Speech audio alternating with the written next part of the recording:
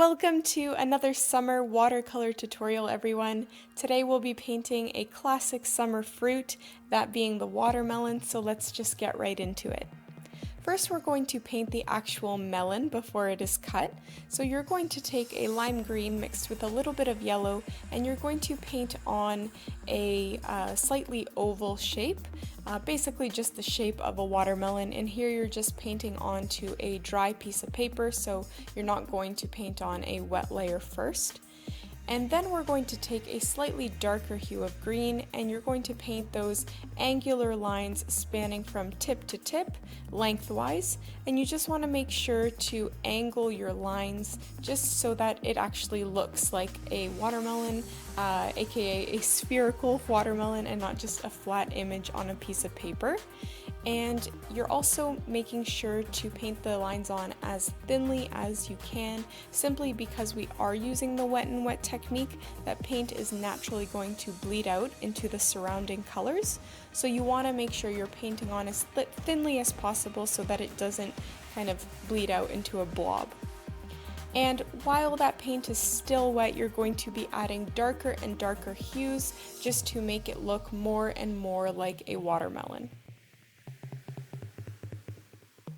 While that first one is drying, I'm going to show you how to paint a watermelon using a different technique. So here we're first painting on an oval shape using just water, and then we're taking that lime green mixed with yellow again and painting on a few lines spanning from tip to tip lengthwise, just like we did with the first melon. But here you're leaving sort of white spaces where we're going to actually take a darker green and fill in those spaces in a second.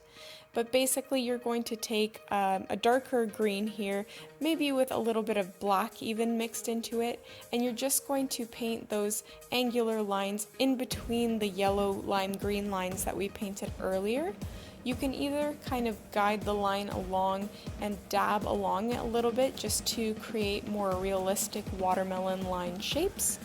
And you're just going to repeat this process over and over again until you've sort of achieved the desired color contrast.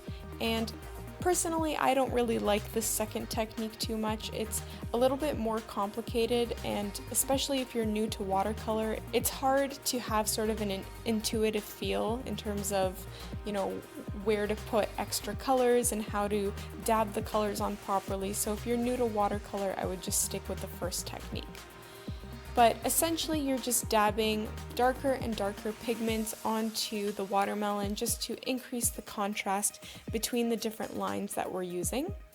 So basically you can see me sort of feeling the first watermelon here to see if it's completely dry before adding another layer of water, and this is because I don't want to smudge the layer that I already painted underneath. And I'm going to be adding even darker pigments of green on this watermelon. I definitely mixed quite a bit of black in with my green to achieve this color, but the dabbing technique works the best because it sort of allows that green to disperse in different sections and not uniformly in one line, because watermelons don't really have perfect lines. They're sort of spotty, like the one that I'm painting here is. So you just keep on painting on that darker green mixed with black until you've achieved your desired contrast. Moving on to an actual cut piece of watermelon, you're going to take a very light salmon pink tone mixed with quite a bit of water to first create that classic triangular shape of a piece of a watermelon. And then on one side of the watermelon, you're going to paint on a darker pink line, and this is because we want it to look like this is a 3D piece of watermelon, and so the side of it kind of makes it look like it's 3D if you make it a little bit darker. And then you just want to fill in the rest of the watermelon piece, making sure that it's still wet as you dab on the darker pigments of the salmon pink. And this is because we want that color to sort of disperse and bleed out. And I think a watermelon is a really perfect fruit to paint in watercolor because the way that watercolor disperses and spreads out is very similar to what a watermelon actually looks like. So it's a very easy fruit to paint, in my opinion, in watercolor.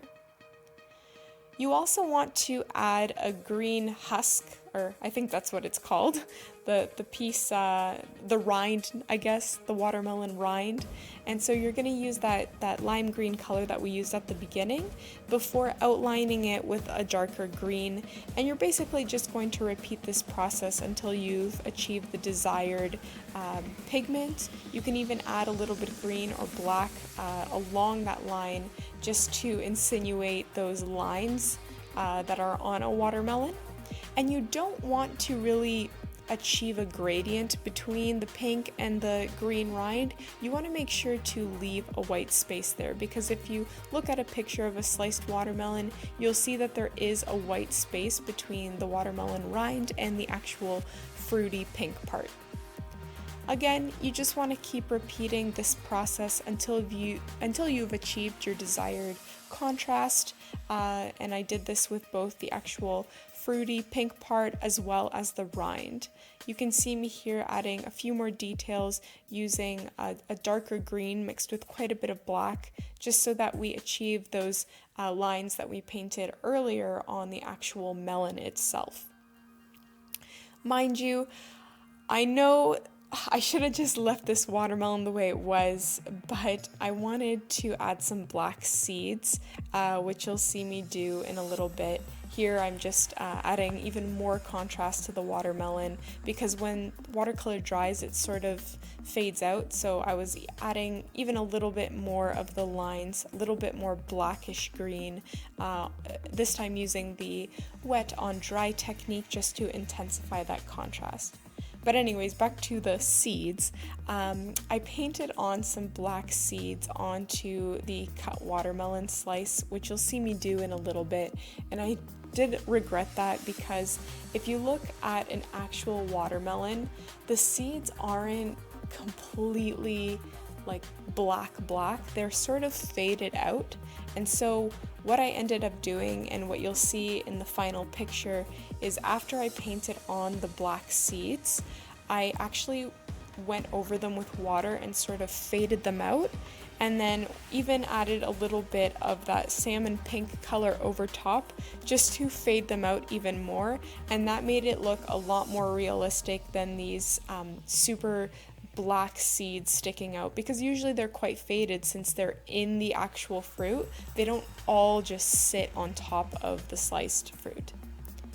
But that is it. Thank you so much for watching my tutorial. Don't forget to subscribe to my channel, like this video, and check out some of my previous uploads.